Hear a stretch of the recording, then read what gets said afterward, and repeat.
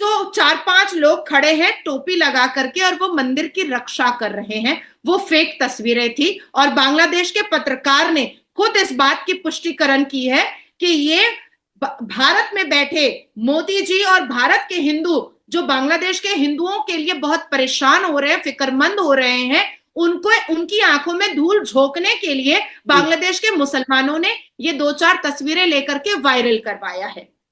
ठीक है, ठीक है। और बाद में आइस्कॉन की टेम्पल टूट भी गई, जिसकी टूटी हुई तस्वीरें चली हैं। हमने बिल्कुल देखा है कि ऐसे ही है। कैसे जगन्नाथ जी की मूर्ति जो है, भगवान की मूर्ति टूटी हुई थी। हमने देखा है कि बेटियों का कैसे बलात्कार हो रहा है। हमने देखा है कि इनर गारमेंट्स कैसे उछाले जा रहे हैं पूर्व प्रधानमंत्री के। अब आती है बात कि ये जो अभी एंट्रीम जो वजीर आजम बने हैं मोहम्मद यूनुस, वो जो कह रहे हैं कि हम नहीं संभाल पाएंगे तो हम छोड़ देंगे। जी बिल्कुल। ठीक है, एक तो ये बीच में टपक गए हैं। सबसे सबसे अच्छी महत्वपूर्ण बात जो है वो अभी समझनी पड़ेगी आपको। बांग्लादेश की शेख हसीना से क्लैश किसका था? खालिदा जिया का बेटा, खालिदा जिया का बेटा नाहिद हसन से, जो पाकिस्तान का टेररिस्ट है, नाहिद हसन को बुला करके बांग्लादेश 5 साल रखा हुआ था अपने खर्चे पर। खालिदा जिया का बेटा, जो खालिदा 17 साल के लिए जेल कस्टडी में थी, और इसी भगदड़ के बीच में ना जज थे, ना वकील था, ना कोर्ट खुला था, उसका बेल भी हो गया और वो रिहा भी हो गई और वो हॉस्पिटल भी चली गई। और उसके साथ साथ 1000 क्रिमिनल, 1000 से ऊपर क्रिमिनल बांग्लादेश से रिहा हो गए, जेल के अंदर से रिहा हो गए। मतलब ना जज की जरूरत थी, ना वकील की जरूरत थी।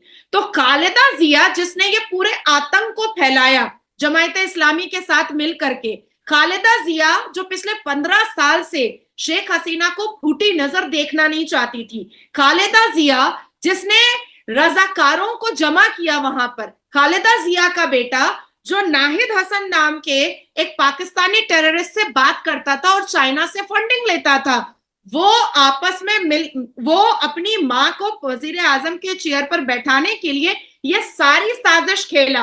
और जब सारी साजिश सक्सेसफुल हो गई तो क्या हो गया कि भाई अचानक से मोहम्मद यूनुस साहब आए। और क्योंकि बांग्लादेश के टेररिस्ट स्टूडेंट नेता ये जानते थे कि खालिदा जिया आज या कल, क्योंकि उनको राज पता था कि इन स्टूडेंट टेररिस्ट को क्यों खड़ा किया गया है, तो वो स्टूडेंट टेररिस्ट नेता कल को पॉलिटिकली बहुत बड़ा पद ना ले लें, इसलिए खालिदा जिया उनके लिए हानिकारक थी, क्योंकि वो उनके क्राइम को जानती थी, क्योंकि उन्होंने ही क्राइम करवाया था। इसीलिए वो स्टूडेंट टेररिस्ट नेताओं ने क्या किया कि खालिदा जिया को बॉयकॉट करके, साइड करके, ऊपर से वो मोहम्मद यूनुस साहब को ले आए और उसको वजीर आजम बना दिया।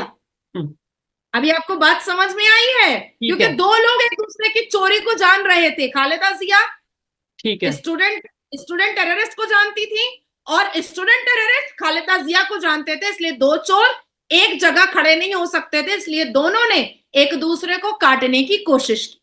ठीक है नाजिया जी, ये तो वहां की आपने बोला कि जीरो ग्राउंड रियलिटी है, जो करंट सिचुएशन है आपने बताई। अब इसका असर इंडिया पे क्या पड़ेगा, पाकिस्तान की मीडिया पे? मैं ये साथ स्क्रीनशॉट भी लगाऊंगा, मैं अपने पास से नहीं बोल रहा। मतलब पाकिस्तान की मेन स्ट्रीम मीडिया पे ये बताया जा रहा है, ये दिखाया जा रहा है कि ये जो बांग्लादेश में शेख हसीना की हार है, ये सिर्फ शेख हसीना की हार नहीं बल्कि Indian prime minister Narendra Modi की हार है। ये शेख हसीना परेशान नहीं बल्कि नरेंद्र मोदी परेशान है। ये सब चीजें स्क्रीनशॉट में साथ लगाऊंगा जो पाकिस्तान के मेन स्ट्रीम मीडिया पे चलाया जा रहा है। मुझे बताइएगा, मैं इस चीज को नहीं समझ पाया कि इसमें लेट्स सपोज बांग्लादेश में जो सिचुएशन है, सिवाय हिंदू कम्युनिटी की टेंशन को लेके, हिंदू कम्युनिटी की परेशानी को लेके, इसके अलावा इंडिया की इकोनॉमी पे कोई असर पड़ने वाला है, इंडिया की करेंसी पे कोई असर पड़ने वाला है, इंडिया की डेवलपमेंट रुक जाएगी, या क्या बांग्लादेश के साथ क्या ऐसा मतलब लिंक्ड है इंडिया कि भाई नरेंद्र मोदी परेशान होंगे? पाकिस्तान अभी वैसी ही बात कर रहा है कि हमारे भारत के इकोनॉमी पे कोई फर्क पड़ जाएगा। भाई पाकिस्तान को छोड़ करके 55 मुसलमान मुल्क भी हमारे साथ ही हैं, भारत के प्रधानमंत्री मोदी जी के साथ ही हैं, और बाकी तो वेस्टर्न कंट्रीज हैं ही हमारे साथ। जी बिल्कुल। अब बात ये आती है कि पाकिस्तान में जब मुसलमान की मौत होती है या मुसलमान 72 फिरके की मौत होती है, तो पाकिस्तान के नेताओं की आंखें रोती नहीं है। पर इस दुनिया के किसी भी कोने में अगर एक हिंदू की भी मौत होती है ना, या उसके बदन में खरोश भी आता है ना, तो भारत का 82.7% सनातनी रोता है, भारत के संवैधानिक मुसलमान रोते हैं, और भारत का प्रधानमंत्री सो नहीं पाता है, सो नहीं पाता है, क्योंकि सनातन धर्म ये हमें सिखाता है कि इंसानियत सबसे बड़ी चीज है। आज ये मुसलमान बेटी अगर भारत में इतनी बड़े प्रोफाइल पर बैठी है, आज पूरी दुनिया में नाजिया इलाही खान का नाम है, तो ये भारत में ही मुमकिन था, ये पाकिस्तान में या किसी मुस्लिम देश में मुमकिन नहीं था कि एक मुसलमान बेटी का इतना बड़ा नाम और रुतबा होगा। अब बात आती है कि लड़े थे मुसलमान स्टूडेंट नेता, और किससे लड़ाई थी? कोटे की लड़ाई थी, ठीक है। सुप्रीम कोर्ट ने उनके उस बांग्लादेश के सुप्रीम कोर्ट ने उस प्रॉब्लम को भी सॉल्व किया था। शेख हसीना मुसलमान और स्टूडेंट भी मुसलमान, बीच में हिंदू कहां से आ गया भैया? काहे को हिंदू को काटे, काहे को मंदिरों को तोड़े, काहे को बलात्कार किए? अब मैं आपको बताना चाहती हूँ, श्रीलंका में हमने कुछ दिन पहले देखा था ऐसा ही सेम सिनेरियो। मरा कौन था? हिंदू कम्युनिटी। पाकिस्तान में लड़ते मरते आप लोग आपस में हैं, मारते किसको है? हिंदुओं को। 1% है। Shoaib, let me complete. जिस देश में हिंदू 1% है, और उस 1% को आपने कई शो किया है कि अपने पेट भर के खाने की आमदनी भी उनके पास नहीं है, वो आपकी सरकार से कहां से नजरें मिला सकते हैं? वो कहां से, कितनी हिम्मत, कहां से हिम्मत ला सकते हैं? नादिया जी, इसमें एक चीज ये जो पाकिस्तान में देखने को मिलती है कि लाइक अगर कोई भी ऐसी एक्टिविटी होती है, कोई भी ऐसा जैसे 9 मई का वाकया हुआ, या कोई भी ऐसा गवर्नमेंट के साथ किसी भी तंजीम, किसी भी ऑर्गेनाइजेशन का आमना सामना होता है, तो कुछ एक्सट्रीमिस्ट लोग ऐसे मौके का फायदा उठाते हैं, कुछ एक्सट्रीमिस्ट लोग ऐसी एक्टिविटी करते हैं जिससे या तो मुसलमान या पाकिस्तान, ओवरऑल पाकिस्तान का इमेज तो खराब होता है, लेकिन इमेज ऐसा जाता है कि शायद मिनॉरिटीज को प्रॉपर अटैक किया जा रहा है। जबकि जो मेरी ऑब्जर्वेशन है, देखें, जहां पे मिनॉरिटीज के लिए कुछ गलत होता है, मैं हमेशा जाता हूं, आवाज भी उठाता हूं, चाहे वो जड़ावाला का इशू हो, मैं खुद वहां पे गया, जितना पॉसिबल हुआ आवाज उठाई और जितना पॉसिबल हुआ हेल्प की, चाहे वो सिंध में कराची में डिमोलिश मंदिर हो,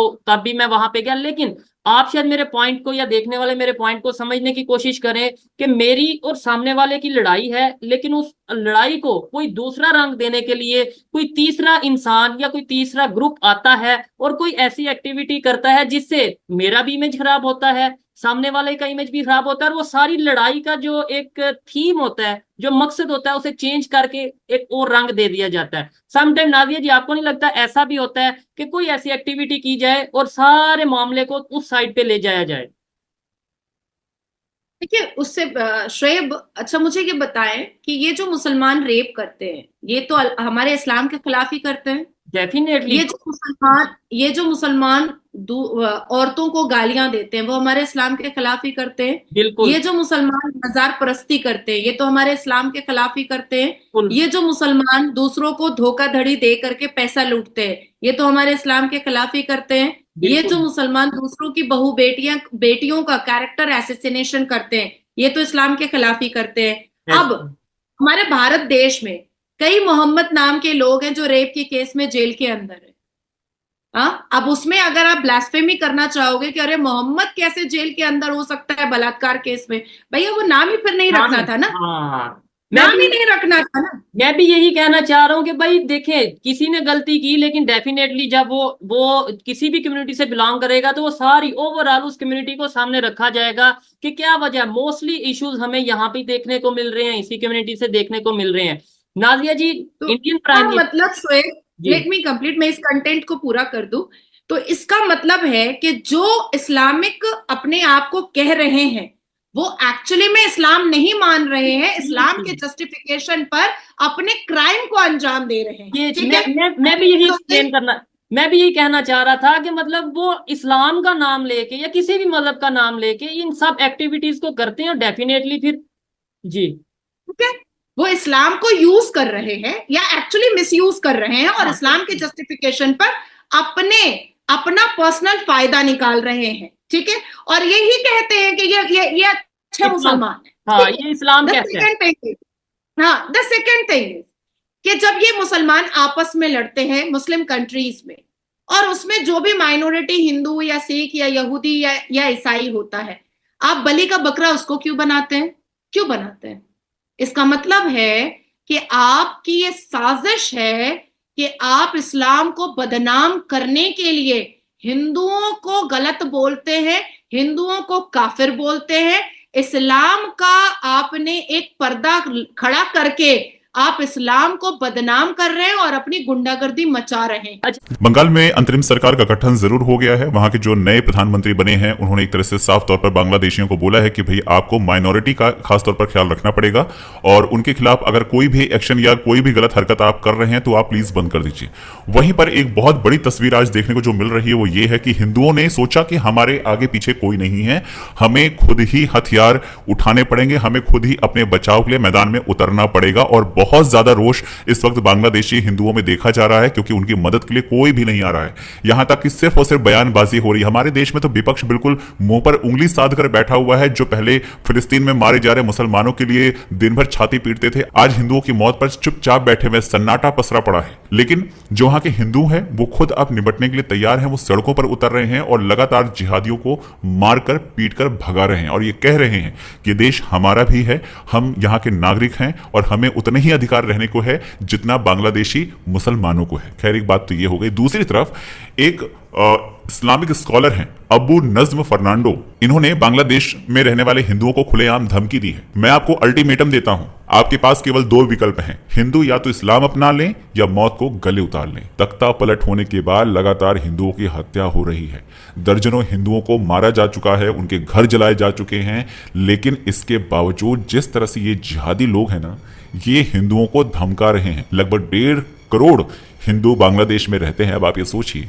कि इन लोगों के दिल पर क्या गुजर रही होगी। हम तो कहते हैं कि सरकार को, भारत के सरकार को ये एक्शन लेना चाहिए और जल्द से जल्द उनको या तो भारत बुलाएं या उनकी सुरक्षा सुनिश्चित करें कि उनको कुछ हो ना, क्योंकि जिहादियों के बीच में वो सुकून की जिंदगी ना जी पाएंगे ना भी वो जी रहे हैं। मुझे तो लगता है कि वो सो भी नहीं पा रहे होंगे कि कब आके कोई जिहादी उनके घर में आग लगा के चला जाए और वो सोते रह जाएं और जलकर खाक हो जाएं। इस तरह की जो हालात है ना, और वो बांग्लादेश में बने हुए हैं। और हमारे देश के जो चाटुकार पत्रकार हैं कुछ, वो ऐसी तस्वीरें शेयर कर रहे हैं जैसे वहां पर कुछ नहीं, भाईचारा है, सब ठीक ठाक है। दोस्तों, यूके की खबर हमने आपको बताई है ना, वहां क्या चल रहा है। यूके जैसे देश को भी समझ में आ गया है कि उन्होंने सांप पाले थे, आज वही सांप उनको डस रहे हैं। समझदार हैं आप। वीडियो को लाइक कीजिए, शेयर कीजिए और चैनल पर अगर नए हैं तो चैनल को सब्सक्राइब जरूर कीजिए।